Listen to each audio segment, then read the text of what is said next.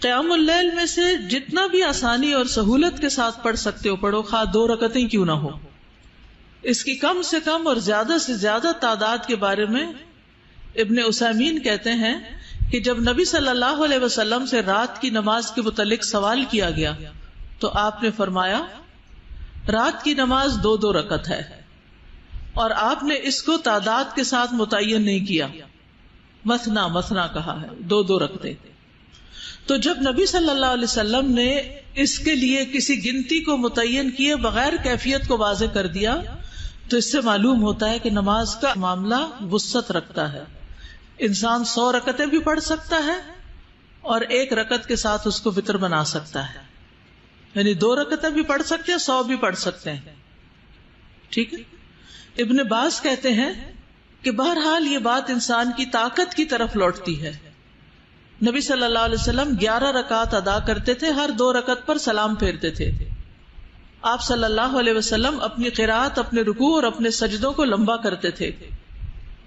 پہلی 2 رکعتوں کو ہلکا پھلکا شروع کرتے تھے. تو اس سے کیا پتہ چلتا ہے کہ افضل تو یہ ہے کہ 11 رکعتیں پڑھی جائیں، لیکن اگر اس سے کم پڑھ لی جائیں یا زیادہ پڑھ لی جائیں تو بھی کوئی حرج نہیں. نبی صلی اللہ علیہ وسلم نے 7 رکعتیں بھی پڑھی کم سے کم، اور 13 رکعتیں بھی پڑھی زیادہ سے زیادہ. فَقْرَؤُوا مَا تَيَسَّرَ مِنَ الْقُرْآنِ، جتنی نماز آسانی سے پڑھی جا سکے اتنی پڑھ لو.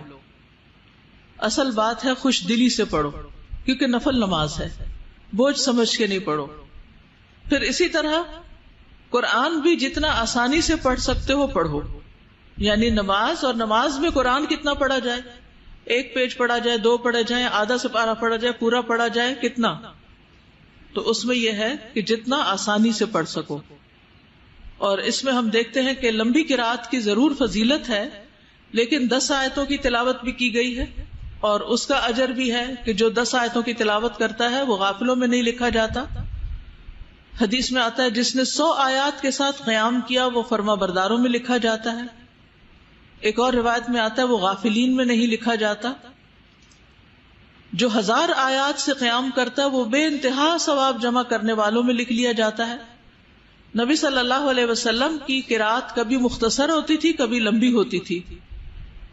کہا جاتا ہے کہ یا ایھا المزمل کی مقدار کے مطابق جو 20 آیتوں والی سورت ہے، یعنی اس کے برابر پڑھتے، کبھی 50 آیت کے برابر قرات کرتے تھے. کبھی آپ نے ایک ہی رکعت میں البقرہ اور آل عمران اور النساء بھی پڑھی، کبھی ایک ہی آیت کی مسلسل تکرار کی. سمجھ رہے ہیں آپ یہ ویرائٹی؟ تو کسی ایک چیز کو آپ نہیں لیں گے. فَقْرَؤْا مَا تَيَسَّرَ مِنَ الْقُرْآنِ، ایک صحابی نے سورۃ اخلاص کی ہی بار بار تکرار کی. عَلِمَ أَن سَيَكُونُ مِنكُم مَّرْضَىٰ، اللہ کو پتا ہے کہ تم میں کچھ لوگ بیمار ہوں گے، کیونکہ بیماری جو ہے انسان کو عاجز کر دیتی ہے.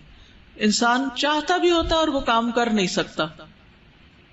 نبی صلی اللہ علیہ وسلم ویسے بیماری میں بھی قیام نہیں چھوڑتے تھے. حضرت عائشہ کہتی ہیں کہ رات کا قیام مت چھوڑو، کیونکہ رسول اللہ صلی اللہ علیہ وسلم اسے نہ چھوڑتے تھے. اگر بیمار ہوتے یا کسل مندی کی کیفیت ہوتی تو بیٹھ کر نماز پڑھ لیا کرتے تھے.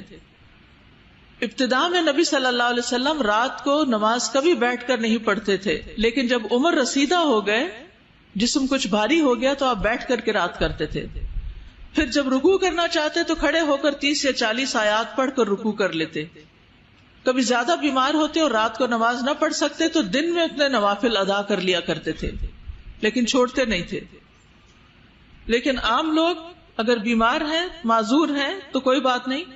وَآخَرُونَ يَضْرِبُونَ فِي الْأَرْضِ، اور کچھ دوسرے ہیں جو زمین میں سفر کریں گے، مسافر ہوں گے. تو مسافر سے تو فرض نماز بھی قصر ہو جاتی ہے، کم ہو جاتی ہے. یبتغون من فضل اللہ، سفر کس مقصد سے ہوگا؟ اللہ کا فضل تلاش کرنے کے لیے، یعنی تجارت کے لیے. وآخرون یقاتلون فی سبیل اللہ، اور کچھ دوسرے اللہ کے راستے میں جہاد کریں گے، قتال کریں گے، یعنی اس کی اطاعت میں سفر کریں گے. فقرؤوا ما تیسر منہ، پڑھو جو اس میں سے آسانی سے پڑھ سکو. یعنی انسان ہمیشہ ایک حال میں نہیں رہتا، کبھی بیمار ہے، کبھی سفر کی ضرورت پیش آ گئی ہے، اور کبھی اللہ کے راستے میں نکلنے کی ضرورت پیش آ گئی ہے. تو جیسی جیسی سچویشن ہو اس کے مطابق نماز ادا کر لو، آسانی سے جو پڑھ سکتے ہو پڑھ لو. فَقْرَؤُوا مَا تَيَسَّرَ مِنْهُ، تو اس آیت سے فَقْرَؤُوا مَا تَيَسَّرَ مِنْهُ سے جو پہلے قیام اللیل فرض ہوا تھا اب وہ نفلی عبادت بنا دیا.